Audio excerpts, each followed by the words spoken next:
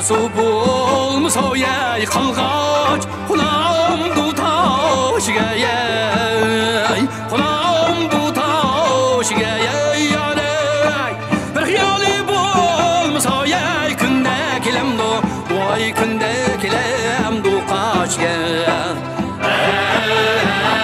Hey dost Vay oh yay Vay vay yay Oh feryat Oh feryat Vay vay vay yay Ahir bir gün ölüp gitmeyiz Seni ayad edin Ayad ey Vay vay yay Hey dost Vay oh yay Vay vay yay Anırgınma çiraydıgınma Çilge buraydı vay koynunuz Anırgınma çiraydıgınma Çilge buraydı vay koynunuz Birini söyüp vay birini taştan Ürgülemde vay könünüz Kalmamdı bileklerim Kıymamdı yüreklerim Vay vay vay Vay vay vay Vay vay vay Vay vay vay Bağının akısı xaman Öpçüdü saman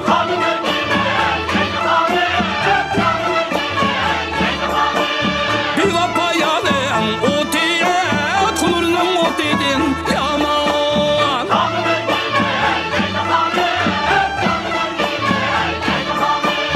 Bağdağın tulup kaptı Xama suriğin are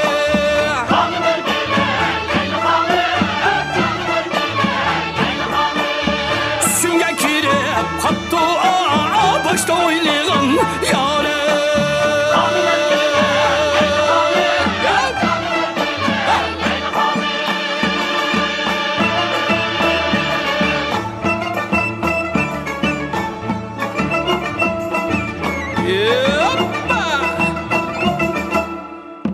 Ocak beşida mura Mura beşida kura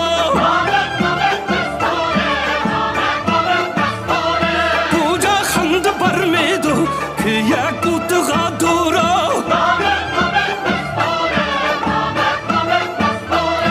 Üstendin tepeyi aldım Bak taşlı kara taşlı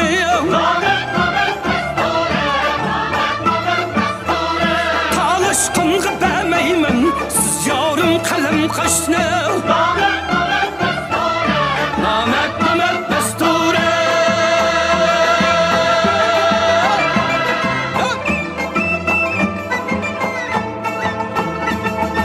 Men barayımı bamayma Ve yanım kışığa Men barayımı bamayma Ve yanım kışığa Bağınımda kışığa Tepkilemu pişiğa Tepkilemu pişiğa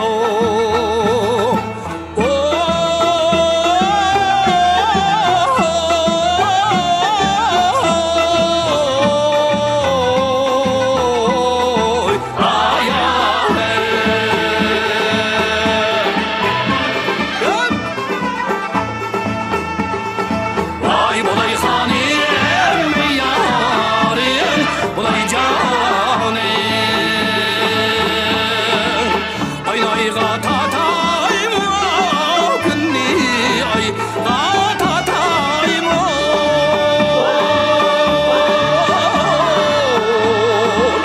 Ot küllit aleyhimde yad edin Katayım yarim Bolay hanim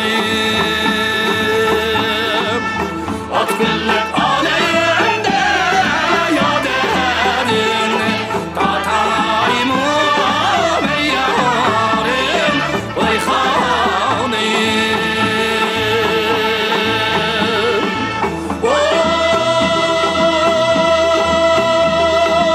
Vay vay vay Vay vay vay Vay vay vay Vay vay vay Vay Hürmetli görürmenler, huzurunlarda bulup atqını Köngüllük Paran programımızın 6. sanının 2. kısmı.